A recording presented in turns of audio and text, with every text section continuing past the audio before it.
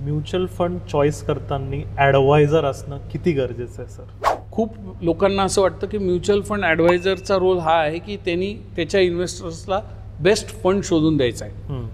हा रोल निश्चित आहे, पण this role is only 10%.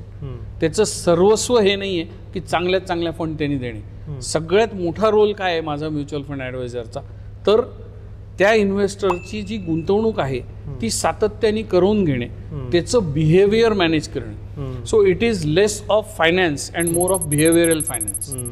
So every time जेव्हा जेव्हा मार्केट मिसबिहेव करतं त्यावेळेस इन्व्हेस्टर पण मिसबिहेव करतो. जसं कोविडमध्ये फॉल झाला, अनेक लोकांनी पैसे काढून घेतले, पण माझ्या इन्व्हेस्टर्सनी पैसे नाही काढले कारण मी त्यांचा माइंडसेट मॅनेज करतो. सो गुंतवणूक किंवा रिचनेस हा मेंटली येतो. ती गेम जो आहे तो मेंटल गेम आहे.